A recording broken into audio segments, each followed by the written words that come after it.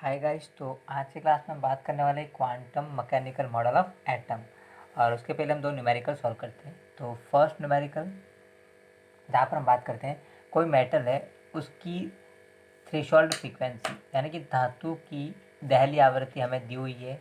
कोई धातु है, उसकी दहली आवृत्ति थ्रेशोल्ड फ्रीक्वेंसी हमें दी हुई है, जिसकी वैल्यू है 7 × 10⁻14 सेकंड इनवर्स। ये उस धातु की दहली आवृत्ति है।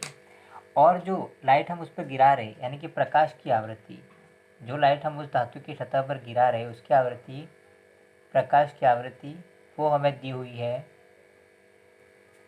प्रकाश की आवृत्ति हमें दी हुई है 1 × 10⁻15 सेकंड इनवर्स।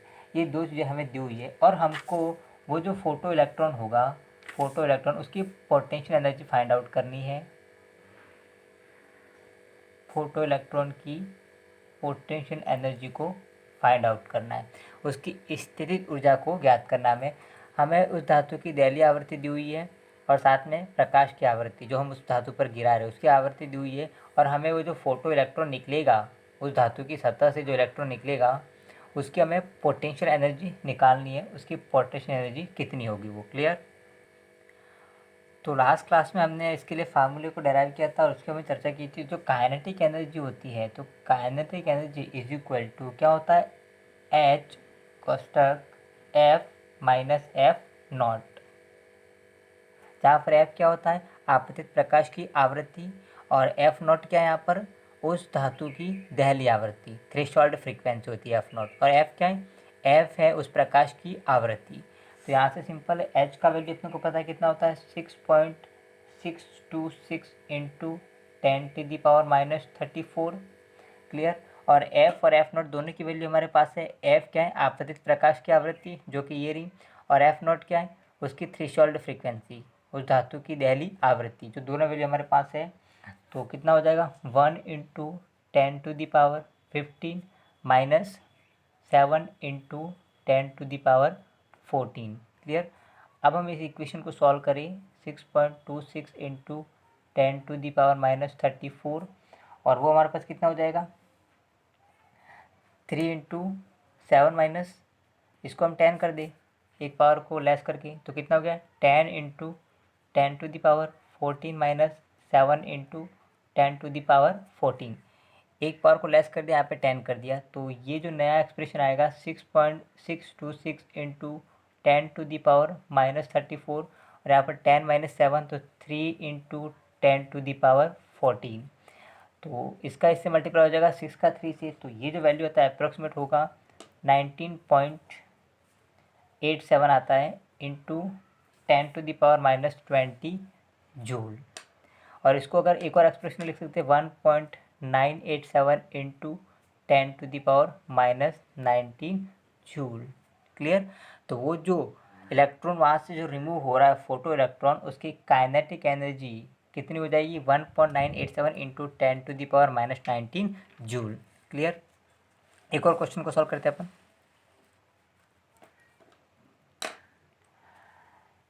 हीलियम एक इलेक्ट्रॉन है, एक इलेक्ट्रॉन जो कि हीलियम नाभिक के चारों ओर यानी कि He+ नाभिक के चारों ओर, इस नाभिक के चारों ओर एक इलेक्ट्रॉन He+ नाभिक के चारों ओर 2.18 इंटू 10⁻6 मीटर पर सेकंड उतनी स्पीड से वो घूम रहा है। तो हमें उस इलेक्ट्रॉन की पोटेंशियल एनर्जी निकालनी है, क्लियर। हीलियम He+ का नाभिक है और वो उस नाभिक के चारों ओर एक इलेक्ट्रॉन है, जो कि एक इलेक्ट्रॉन जो वो He+ नाभिक के चारों ओर 2.18 इंटू 10⁻6 मीटर पर सेकंड की स्पीड से घूम रहा है, और हमें उस इलेक्ट्रॉन की पोटेंशियल एनर्जी निकालनी है, क्लियर। हमारे पास चार ऑप्शन भी है। Option first -13.6 electron volt, option second -27.2 electron volt, और ऑप्शन 3 हो जाएगा -6.8 इलेक्ट्रॉन वोल्ट, और ऑप्शन फोर 0। ये 4 ऑप्शन है हमारे पास। और हमको ये पूछा गया है कि एक इलेक्ट्रॉन जो कि He+ नाभिक है उसके चारों ओर 2.18 इंटू 10⁶ मीटर पर सेकंड की स्पीड से रिवॉल्व हो रहा है, तो हमें इसकी पोटेंशियल एनर्जी निकालनी है। तो यहाँ से हम पहले वेलोसिटी का फार्मूला लिखते हैं, सॉल्यूशन निकालते हैं अपन। वेलोसिटी का फार्मूला क्या होता है? इलेक्ट्रॉन की वेलोसिटी का फार्मूला V होता है 2.18 इंटू 10⁻⁶ Z/n मीटर पर सेकंड। ये फार्मूला आता है इलेक्ट्रॉन की वेलोसिटी का। जब इलेक्ट्रॉन अपने ऑर्बिट में घूमता है तो इतनी वेलोसिटी से घूमता है। अब यहाँ पर आप देखिए वेलोसिटी कितनी दी हुई है, यहाँ पर वेलोसिटी 2.18, हमें वेलोसिटी कितनी दी हुई है 2.18 इंटू 10⁶ मीटर पर सेकंड। अब यहाँ पर वेलोसिटी की जगह इतनी वैल्यू कब आएगी? जब ये दोनों समान हो जाएंगे, समझ रहे हो ना। तो यहाँ पर हीलियम के लिए Z कितना होगा? हीलियम के लिए Z कितना होगा? 2 होता है। तो एक बात बताइए N क्या हो जाएगा? क्योंकि ये वैल्यू जब दोनों समान आएंगे तब जाके ये आंसर आ पाएगा हमारे पास। तो N इक्वल टू भी कितना हो जाएगा? 2 हो जाएगा। तो ये भी 2 हो गया, ये भी 2 हो गया, 2 से 2 कट जाएगा। क्लियर? तो ये वैल्यू आ जाएगी जो कि यहाँ पर स्पीड दी हुई है। क्लियर? यानी कि जो इलेक्ट्रॉन है वो कहाँ पर है? सेकंड ऑर्बिट ऑफ He+, यानी कि इलेक्ट्रॉन कहाँ पर है?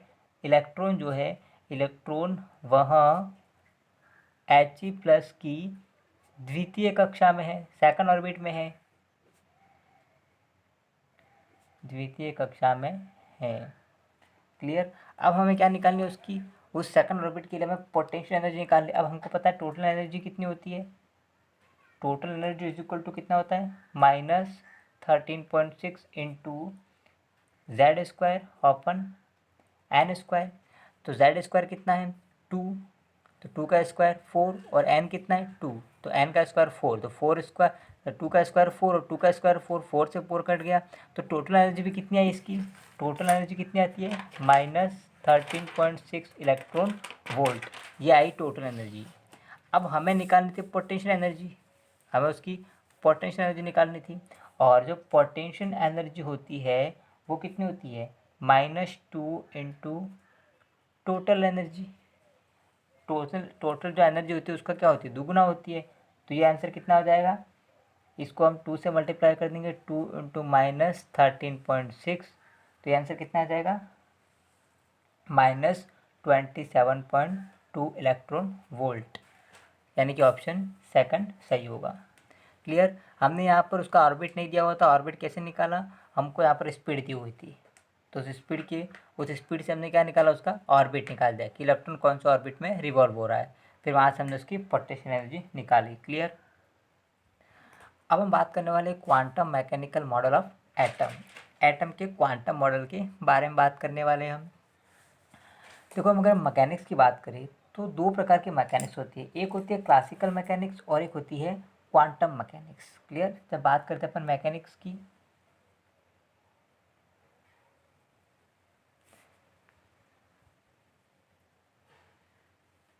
तो 2 प्रकार की मैकेनिक्स होती है। एक तो होती है क्लासिकल मैकेनिक्स और दूसरी होती है क्वांटम मैकेनिक्स। तो अगर हम बात करते हैं क्लासिकल मैकेनिक्स की, classical mechanics and quantum mechanics,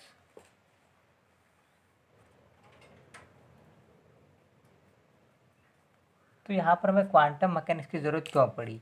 अगर हम क्लासिकल मैकेनिक्स की बात करें तो क्लासिकल मैकेनिक्स के ज़रिए हम जितने भी मैक्रो पार्टिकल है, यानी कि मैक्रो बॉडीज है, जो मैक्रो ऑब्जेक्ट है, बड़े बड़े ऑब्जेक्ट है, जैसे कि हम क्लासिकल मैकेनिक्स की बात करें तो न्यूटन के नियम अप्लाई करके जो बड़ी बिग बॉडीज है, जो बड़े बड़े ऑब्जेक्ट है, उनकी हम वेलोसिटी वो सब अप्लाई हम निकाल सकते हैं। यहाँ पर न्यूटन्स लॉ ऑफ मोशन निकाल कर H equal to ut plus half AT square, V equal to U plus AT, ये सारे न्यूटन के जितने भी लॉ ऑफ मोशन है उनको निकाल कर, उनको हम अप्लाई करके हम उन जो भी पार्टिकल, जो भी ऑब्जेक्ट है, उसकी वेलोसिटी वगैरह निकाल सकते हैं।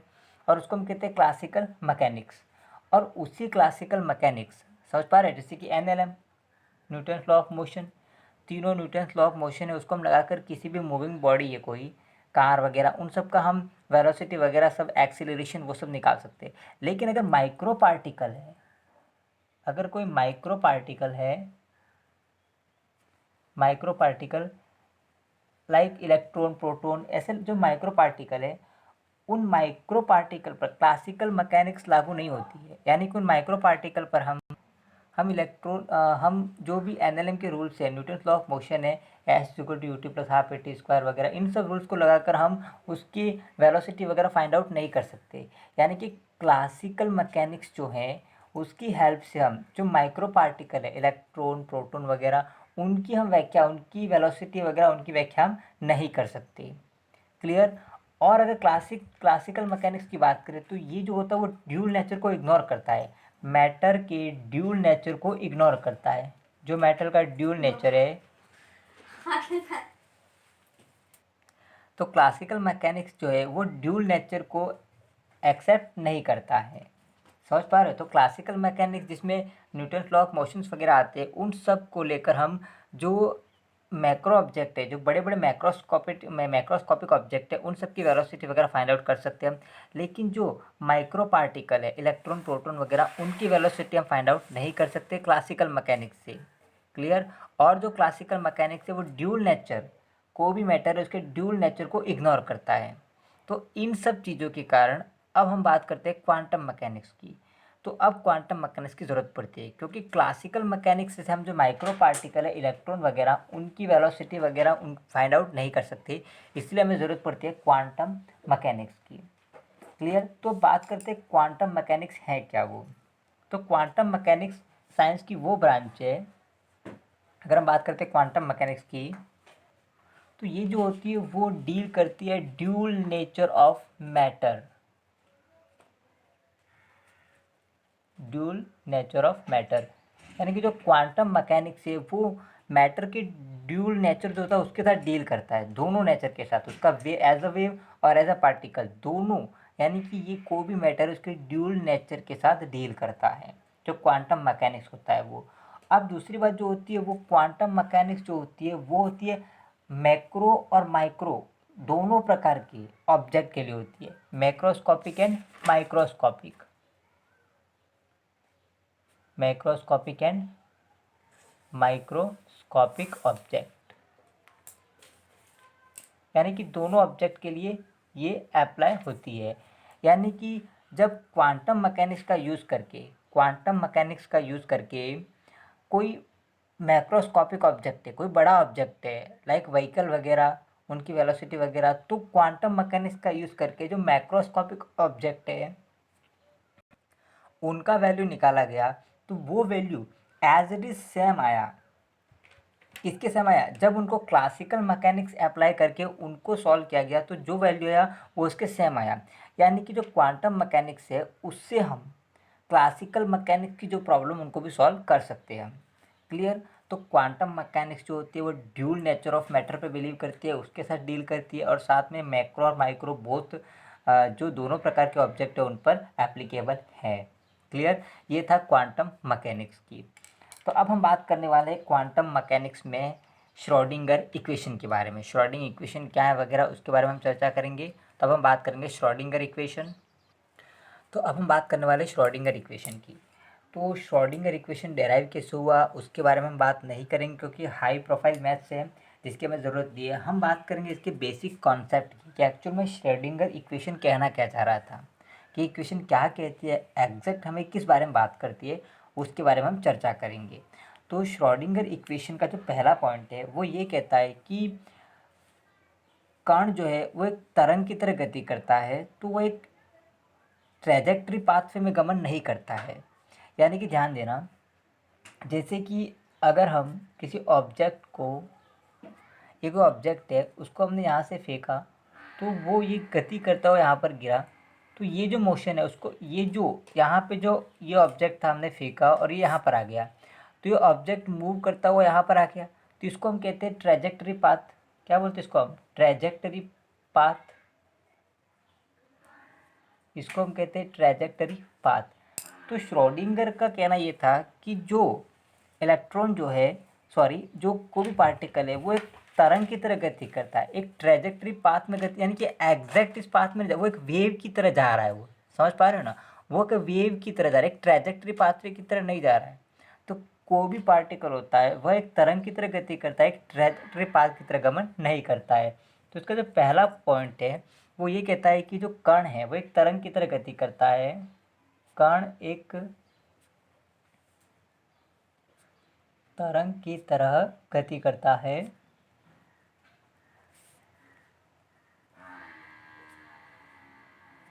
यानी कि वह क्या होता है, वह एक ट्रैजेक्टरी पाथ की तरह गति नहीं करता है। ट्रैजेक्टरी पाथ की तरह गति नहीं करता है, यानी कि इलेक्ट्रॉन अपने ऑर्बिट में घूम रहा है तो वो एक ट्रैजेक्टरी पाथ में नहीं है, वो एक वेव की तरह मूव कर रहा है।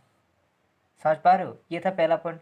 अब दूसरा ध्यान से समझना, ये जो ट्रैजेक्टरी पाथ है, जिसको हम इस ट्रैजेक्टरी पाथ हम किसको बोलते हैं, 2D मोशन में, यानी कि क्लासिकल मैकेनिक्स में।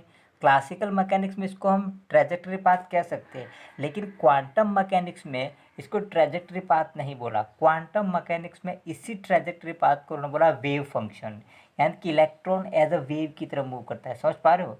यानी कि क्लासिकल मैकेनिक्स में इसको हमने क्या बोला था, ट्रैजेक्टरी पाथ, यानी कि क्वांटम मैकेनिक्स में, जो क्वांटम मैकेनिक्स है उसमें,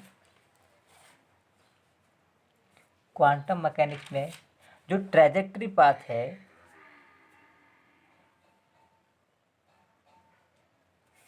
क्वांटम मैकेनिक्स में ट्रैजेक्टरी पाथ को अपन क्या बोले, वेव फंक्शन बोला गया, वेव फंक्शन कहा गया। वेव फंक्शन जिसको हम किससे रिप्रेजेंट करते हैं, साई से रिप्रेजेंट करते हैं। यानी कि जो हम अगर क्वांटम मैकेनिक्स की बात करें जो कि माइक्रो पार्टिकल के लिए होती है, इलेक्ट्रॉन वगैरह के लिए, तो इलेक्ट्रॉन वगैरह जब मूव करते हैं तो वो ट्रैजेक्टरी पाथ से भी नहीं होते, वो कैसे होते हैं, एज अ वेव होते हैं। ठीक है, वो एज अ वेव मोशन करते हैं, एज अ वेव। और वो जो पाथवे है उनका, जो ये wave function as a wave, वो क्या करते हैं, मूव करते हैं। तो वो जो उनका जो पाथवे है उसको क्या बोला उन्होंने, वेव फंक्शन, जिसको हम साइज से रिप्रेजेंट करते हैं। क्लियर? तो यहाँ पर उन्होंने क्या बोला कि अगर मैकेनिक्स की बात करते हैं, क्वांटम मैकेनिक्स की, तो उसमें जो ट्रैजेक्टरी पाथ होता है उसके जैसे मोशन नहीं होता है जैसे क्लासिकल मैकेनिक्स में होता है। इसमें मोशन कैसे होता है, वेव फंक्शन की तरह। यानी कि जो ट्रैजेक्टरी पाथ है जिसे क्वांटम मैकेनिक्स में एक्चुअल में ट्रैजेक्टरी पाथ कहा था, उसी ट्रैजेक्टरी पाथ को क्वांटम मैकेनिक्स में हम क्या बोलते हैं, वेव फंक्शन कहा गया। क्लियर? तो श्रोडिंगर का कहना क्या था, तो श्रोडिंगर के अनुसार, तो श्रोडिंगर का कहना ये था, तो श्रोडिंगर के अनुसार, श्रोडिंगर का कहना यह था कि कोई ऐसा तंत्र जिसकी ऊर्जा समय के साथ परिवर्तित नहीं होती है, यानी कि श्रोडिंगर के अनुसार एक ऐसा तंत्र, एक ऐसा सिस्टम, एक ऐसा तंत्र जिसकी ऊर्जा, यानी कि एनर्जी, जिसकी ऊर्जा समय के साथ परिवर्तित नहीं हो, समय के साथ परिवर्तित नहीं हो, यानी कि चेंज नहीं हो, उसके लिए श्रोडिंगर ने क्या कहा, तो उसके लिए श्रोडिंगर ने एक इक्वेशन दी। यानी कि श्रोडिंगर ने किसके लिए, यानी कि श्रोडिंगर के अनुसार एक ऐसा तंत्र, एक ऐसा सिस्टम जिसकी एनर्जी टाइम के साथ चेंज नहीं होती हो, उसके लिए उसने एक इक्वेशन लिया। तो उसके लिए उसने बोला, उसके लिए उसने इक्वेशन दिया,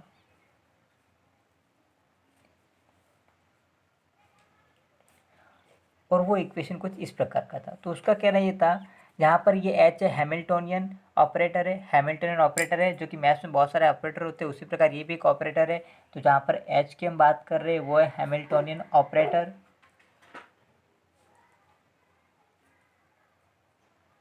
हैमिल्टोनियन ऑपरेटर।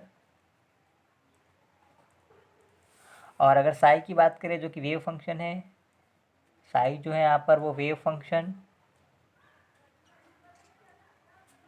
क्लियर? और ई की हम बात करें तो ई जो है वो है उसकी एनर्जी, टोटल एनर्जी उस इलेक्ट्रॉन की, जो भी पार्टिकल है उसकी टोटल एनर्जी। यहाँ पर ई है टोटल एनर्जी, साई है वेव फंक्शन, और एच जो है वो हैमिल्टोनियन ऑपरेटर है। जैसे कि मैथ्स में अलग अलग ऑपरेटर होते हैं, इसलिए तो यहाँ पर अगर हम बात करेंगे साई की, साई क्या चीज़ है वो।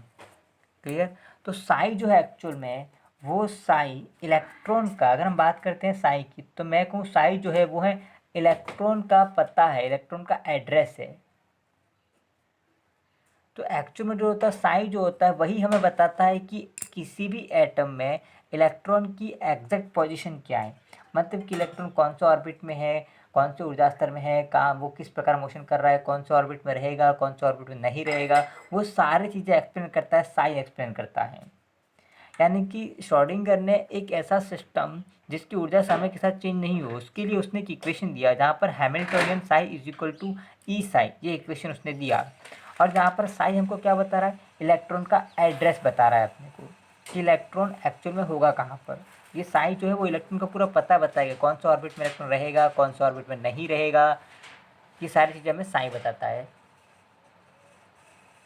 तो यहाँ पर हम बात करें, ये जो है वो एक इलेक्ट्रॉन जो कि 3D मोशन में, उसके लिए ये वेव इक्वेशन है। कोई भी एक इलेक्ट्रॉन है वो 3D मोशन कर रहा है, उसके लिए वेव इक्वेशन है, ये तरंग समीकरण है श्रोडिंगर का एक इलेक्ट्रॉन के लिए। जहाँ पर del square psi upon del X square plus del square psi upon D Y square plus del square psi upon D Z square plus 8 pi square M upon H square और E minus V psi is equal to 0। जहाँ पर we की बात करें तो potential है, यह ई है वो टोटल एनर्जी है। और जहाँ पर डेल की बात करें, डेल जो होता है वो पार्शियल डिफरेंशिएशन होता है। इस इक्वेशन को कैसे डेराइव किया वो एक हाई प्रोफाइल मैथ्स है, वो हमको नहीं जाननी है। तो यहाँ पर हम बात करें कि एक इलेक्ट्रॉन जो कि 3D मोशन कर रहा है, किसी 3V में गति कर रहा है, इसलिए हमने एक्स वाई और जेड तीनों एक्सिस लिए और उसके लिए हमने ये वेव इक्वेशन निकाला। अगर हम कहते हैं कि वो इलेक्ट्रॉन केवल एक्स एक्सिस में अगर मोशन कर रहा है तो ये दोनों इक्वेशन नहीं होती, ये दोनों चीज़ें नहीं होती। अगर वाई में होता तो ये दोनों नहीं होती, और अगर जेड में होता, जेड एक्सिस में, तो ये दोनों चीज़ें नहीं होती। और इलेक्ट्रॉन कहाँ पर है, 3V में गति, 3D मोशन में, इसलिए हमने एक्स वाई और जेड तीनों एक्सिस लिए। क्लियर यहाँ पर। तो जब इस समीकरण को किसी एक इलेक्ट्रॉन के लिए हल किया, मतलब इस समीकरण को एक इलेक्ट्रॉन के लिए सॉल्व किया, तो यहाँ पर ध्यान से समझना, इस इक्वेशन को सॉल्व नहीं करना है हमें, सिर्फ हम केवल इसकी जो सॉल्व करने के बाद जो वैल्यू आती है उसका क्या यूजेज है, क्या यूटिलाइज है, उसके बारे में बात करेंगे हम। तो जब इस इक्वेशन को एक इलेक्ट्रॉन के लिए सॉल्व किया गया तो ई और साई के अलग अलग मान आते हैं। ध्यान देना, ई और साई के अलग अलग मान आते हैं। जैसे कि हम बात करते हैं, कुछ वैल्यूज़ आई E1, E2, E3, E4, कुछ भी वैल्यू आ सकती है, ठीक है, E4, E5, E6 कुछ भी आ सकती है। और उसके संगत, उस ई के संगत साई का भी एक मान आता है। तो जैसे कि इसके संगत साई का मान आया साई 1, और इसके संगत साई 2, इसके संगत साई 3, और इसके संगत साई 4। ये साई के भी कुछ वैल्यू आए। यानी कि एक इलेक्ट्रॉन के लिए हमने इस इक्वेशन को सॉल्व किया तो हमें ई और साई के अलग अलग मान मिले, ई एंड साई, इसके हमें अलग अलग वैल्यूज़ मिले, जो कि कुछ इस प्रकार है। ई के वैल्यूज़ ये रहे और साई के वैल्यूज़ ये हमें मिले। अब इनमें से कुछ वैलिड होते हैं और कुछ वैलिड नहीं होते हैं। ये जो साइंस की वैल्यू आती है उनमें कुछ वैलिड और कुछ वैलिड नहीं है। तो हम बात करते हैं ई की, तो सपोज़ हम 3 वैल्यूज़ ये वैलिड है, 1, 2 और ये 3। सपोज ये 3 वैल्यू ई की वैलिड है और इन तीनों की एनर्जी फिक्स है। क्लियर। तो इसको हम क्या बोलते हैं, क्वांटाइज्ड एनर्जी लेवल। इनको हम क्या बोलते हैं, क्वांटाइज्ड एनर्जी लेवल। ये हमारे लिए क्या हो जाएंगे, क्वांटाइज्ड एनर्जी लेवल, कि उनकी एनर्जी फिक्स कर दी हमने।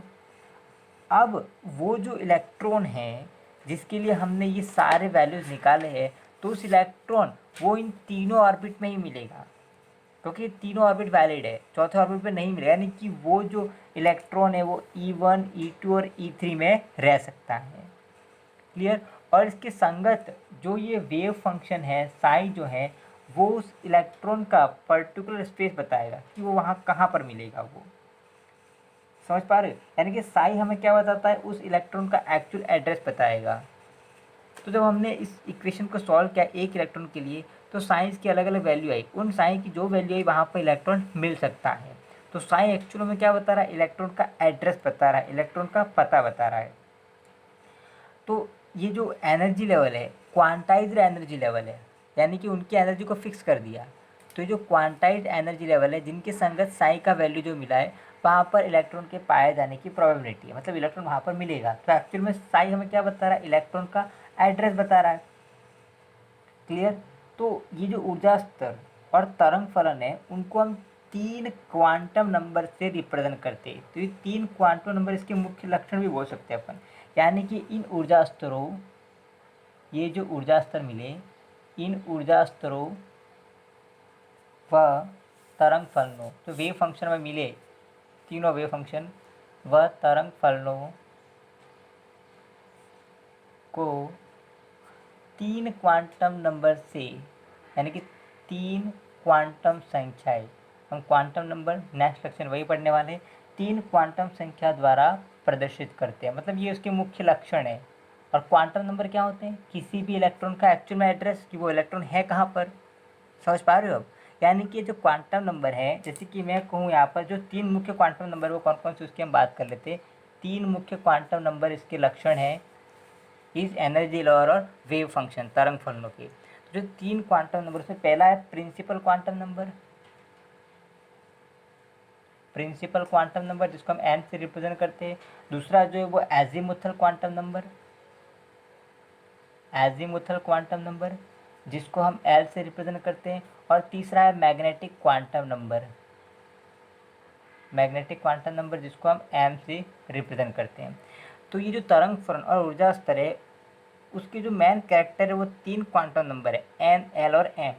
तो अगर हम बात करते हैं साई जो होता है वो एक्चुअल में क्या बता रहा है, साई जो है वो एक्चुअल में क्या है, एन, एल और एम है।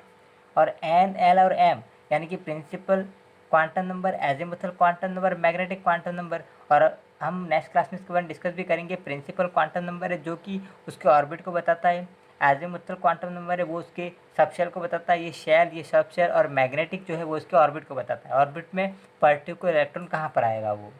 तो क्वांटम नंबर एक्चुअल में देखा जाए तो है क्या, इलेक्ट्रॉन का एड्रेस। और एक क्वांटम नंबर किसका कैरेक्टर है, साई का कैरेक्टर है। तो साई अपने को क्या बता रहा है, इलेक्ट्रॉन का एक्चुअल में एड्रेस ही बता रहा है अपने को। क्लियर? तो देखिए हम समझते हैं हमने कैसे किया वो। तो देखिए हमने तरंग समीकरण लिया किसी भी इलेक्ट्रॉन के लिए, वो तरंग समीकरण वो हाई प्रोफाइल मैथ से सॉल्व हुआ, उसको हमें नहीं देखना है। तो हमने तरंग समीकरण लिया, उस तरंग समीकरण को हमने क्या किया, हल किया। तो उसको हल करने के बाद हमें क्या मिले, हल करने के बाद क्या मिले हमें, ई और साई के अलग अलग वैल्यूज़ मिले, यानी कि क्वांटाइज्ड एनर्जी लेवल मिले, क्वांटाइज्ड एनर्जी लेवल मिले। तो हल करने पर हमको क्या मिला, क्वांटाइज्ड ऊर्जा स्तर, एनर्जी लेवल मिले। तो इसको सॉल्व करने के बाद हमें क्या मिले, क्वांटाइज्ड एनर्जी लेवल मिले। मतलब वो एनर्जी लेवल क्या रिप्रेजेंट कर रहे हैं अपने को, वो एनर्जी लेवल बता रहे हैं कि वहाँ पर इलेक्ट्रॉन पाया जा सकता है। यानी कि जहाँ पर इलेक्ट्रॉन पाया जा सकता है, जहाँ पर इलेक्ट्रॉन पाया जा सकता है, और उसी को हम क्या बोलते हैं, इलेक्ट्रॉन जहाँ पाया जाता है उसी को अपन क्या बोलते हैं, ऑर्बिट, कक्षक, ऑर्बिटल्स, कक्षक बोलते हैं, एटॉमिक ऑर्बिटल। और इसी को हम क्या बोलते हैं, एटॉमिक ऑर्बिटल्स, यानी कि परमाणुवीय कक्षक, उसी को हम बोलते हैं परमाणुवीय कक्षक। कक्षक जहाँ पर इलेक्ट्रॉन के पाए जाने की प्रोबेबिलिटी सर्वाधिक हो, इलेक्ट्रॉन जहाँ पर भरे जाते हैं उसको हम क्या बोलते हैं, ऑर्बिट बोलते हैं अपन। क्लियर यहाँ तक? यानी कि अगर हम कक्षक की बात करें, परमाणुवीय कक्षक, ऑर्बिट की, कक्षक की परिभाषा क्या हो जाएगी, यानी कि नाभिक के चारों ओर वह स्थान जहाँ इलेक्ट्रॉन के पाए जाने की संभावना अधिक हो, या इलेक्ट्रॉन जहाँ पाया जाता है उसी को हम कक्षक बोलते हैं ना। तो समझ में आई बात? तो तरंग इक्वेशन, तरंग समीकरण को हमने सॉल्व किया तो हमें क्वांटाइज्ड एनर्जी लेवल मिली जहाँ पर इलेक्ट्रॉन पाए जा सकते हैं, और इसी को हम क्या बोलते हैं, एटॉमिक ऑर्बिट बोला। यानी कि एक्चुअल में जो साई है, इसी एनर्जी लेवल के संगत साई का वैल्यू मिला हमें, और साई का वैल्यू वो हमको बता रहा है कि वो इलेक्ट्रॉन कहाँ पाया जाएगा वो, और उसी को हम बोलते हैं एटॉमिक ऑर्बिटल। तो कक्षक क्या है, कक्षक की डेफिनेशन क्या हो जाएगी, नाभिक के चारों ओर वह स्थान जहाँ इलेक्ट्रॉन के पाए जाने की संभावना अधिक हो, उसी को हम क्या बोलते हैं, ऑर्बिटल्स। क्लियर यहाँ तक? अब हम इसके मेन पॉइंट्स को डिस्कस कर लेते हैं, जो कुछ इस प्रकार है कि जब हाइड्रोजन परमाणु के लिए हमने श्रोडिंगर इक्वेशन को सॉल्व किया तो ऊर्जा के संभावित स्तर प्राप्त होते हैं जहाँ पर इलेक्ट्रॉन के पाए जाने की संभावना अधिकतम होती है, यानी कि जहाँ पर इलेक्ट्रॉन क्या होते हैं, पाए जाते हैं। अब जब इलेक्ट्रॉन अपनी किसी ऊर्जा स्तर में हो, जैसे कि E1, E2, E3 किसी भी ऊर्जा स्तर में हो, इलेक्ट्रॉन अपने ऊर्जा स्तर में E1 या E2, E3 किसी भी ऊर्जा स्तर में हो, तो उसके संगत जो तरंग फलन है, जैसे कि E1 के संगत साई 1, E2 के साई 2 और E3 के संगत साई 3, तो उसके संबंधित जो तरंग फलन है, ये जो वेव फंक्शन है, वो क्या बताता है, वो हमें उस इलेक्ट्रॉन की संपूर्ण जानकारी देता है। क्योंकि वो जो वेव फंक्शन है वही क्या है, उसका एटॉमिक ऑर्बिटल्स है। और ऑर्बिटल्स क्या है, जहाँ पर इलेक्ट्रॉन भरे जाते हैं, जहाँ पर इलेक्ट्रॉन पाए जाते हैं। क्लियर ना। तो ये जो वेव फंक्शन वही क्या है, ऑर्बिटल्स है। ऑर्बिटल्स है यानी कि परमाणु कक्षक। और ऑर्बिटल्स जो है वो एक मैथमेटिकल फंक्शन है। इसका कोई फिजिकल एविडेंस नहीं है, मतलब ये फिजिकल बॉडी नहीं है, ये कि उसका कोई फिजिकल मीनिंग नहीं है। ऑर्बिटल जो है वो एक मैथमेटिकल फंक्शन है, ध्यान रखना। ऑर्बिटल जो है वो एक मैथमेटिकल फंक्शन है। इसका कोई फिजिकल मीनिंग नहीं है। Orbital does not have physical meaning.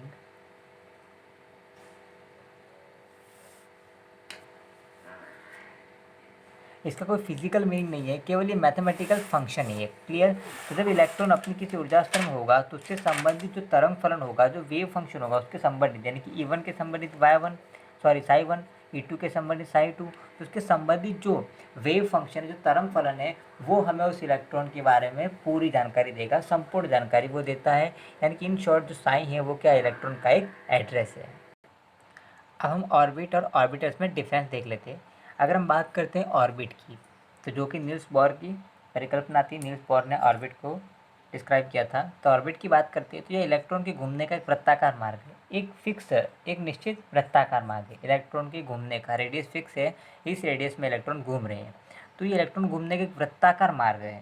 ठीक है। और ऑर्बिटल्स की बात करें तो नाभिक के चारों ओर का वह स्थान जहाँ इलेक्ट्रॉन के पाए जाने की संभावना सर्वाधिक है। यहाँ पर क्या बोला, नाभिक के चारों ओर का वह स्थान जहाँ इलेक्ट्रॉन के पाए जाने की संभावना, प्रोबेबिलिटी सर्वाधिक है। जहाँ पर इलेक्ट्रॉन के पाए जाने की प्रोबेबिलिटी सर्वाधिक है उसको हम ऑर्बिटल्स बोलते हैं। जबकि ऑर्बिट क्या है, इलेक्ट्रॉन के घूमने का एक वृत्ताकार मार्ग है। उसने बोला कि इलेक्ट्रॉन इस पर्टिकुलर वे में घूमेंगे यू। क्लियर। और जहाँ ऑर्बिट की बात करते हैं तो 2D मोशन है, यहाँ 2D मोशन है। और जहाँ पर ऑर्बिटल्स की बात करें तो 3D मोशन को रिप्रेजेंट करता है इलेक्ट्रॉन की, और ऑर्बिट इलेक्ट्रॉन के केवल 2D मोशन को रिप्रेजेंट करता है, साइकिल के पहिए की तरह। तो ऑर्बिट जो है वो इलेक्ट्रॉन के केवल 2D मोशन को रिप्रेजेंट करता है और ऑर्बिटल उसके 3D मोशन को। क्लियर। और एक ऑर्बिट में अधिकतम इलेक्ट्रॉन की संख्या निकालने के लिए क्या करना है, 2n का स्क्वायर। एक ऑर्बिट में अधिकतम इलेक्ट्रॉन की संख्या 2n स्क्वायर से निकाल सकते हैं, जहाँ पर n is equal to number of orbit. अगर पहले ऑर्बिट की बात करें तो 1 का स्क्वायर तो 2 आ जाएगा, यहाँ पर 1 का स्क्वायर 1 और 2। दूसरे ऑर्बिट के लिए कितने हो जाएंगे, 2 का स्क्वायर 4, 4 इंटू 2 8। और तीसरे ऑर्बिट के लिए 3 का स्क्वायर 9 और 9 इंटू 2 18। तो हम एक ऑर्बिट में अधिकतम इलेक्ट्रॉन की संख्या 2n स्क्वायर से निकाल सकते हैं अपन। और एक ऑर्बिटल्स में अधिकतम केवल 2 ही इलेक्ट्रॉन रह सकते हैं। ऑर्बिटल्स में, कक्षक में अगर ऑर्बिटल्स की बात करें उसमें केवल 2 ही इलेक्ट्रॉन रह सकते हैं। और एक ऑर्बिट में, कक्षा में यानी कि एक शेल में अधिकतम इलेक्ट्रॉन 2n स्क्वायर रह सकते हैं। और ऑर्बिट का आकार फिक्स है, डिफाइन है। उसका आकार कैसा होता है, वृत्ताकार। ऑर्बिट का आकार कैसा बोला उसने, वृत्ताकार। जबकि ऑर्बिटल जो होते हैं भिन्न भिन्न आकार के होते हैं। जैसे कि हम बात करते हैं एस कक्षक की, इसका आकार गोलाकार होता है। पी कक्षक की तो इसका आकार डंबल शेप में होते हैं। तो ये ऑर्बिटल्स के जो आकार है वो अलग अलग होते हैं, जबकि ऑर्बिट का आकार फिक्स या वृत्ताकार होते हैं। इसके बाद जो ऑर्बिट्स होते हैं वो कैसे होते हैं, अदिशात्मक होते हैं, क्योंकि वो वृत्ताकार गति करते हैं तो कोई दिशा कोई फिक्स नहीं होती है। और सबसे महत्वपूर्ण बात, जो ऑर्बिट हैं नील्स बोर के ऑर्बिट, वो हाइजेनबर्ग की अनिश्चितता के सिद्धांत की अवहेलना करते हैं। क्योंकि हाइजेनबर्ग ने क्या बोला कि किसी पर्टिकुलर मोमेंट पर, एक ही समय पर किसी भी पार्टिकल के हम या इलेक्ट्रॉन को, कोई पार्टिकल को उसकी एग्जैक्ट हम यानी कि 100% एक्यूरेट हम उसकी पोजीशन और एक्यूरेट मोमेंटम हम एक ही समय पर ज्ञात नहीं कर सकते, यह असंभव है।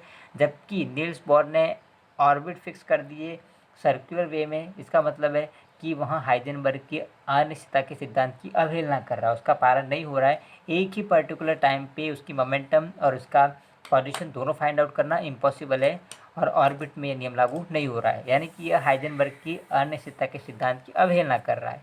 और ऑर्बिटल्स की बात करें तो यहाँ पर ये थ्योरी पूरी लागू हो रही है, यानी कि यह हाइजेनबर्ग की अनिश्चितता के सिद्धांत की अवहेलना नहीं करता है।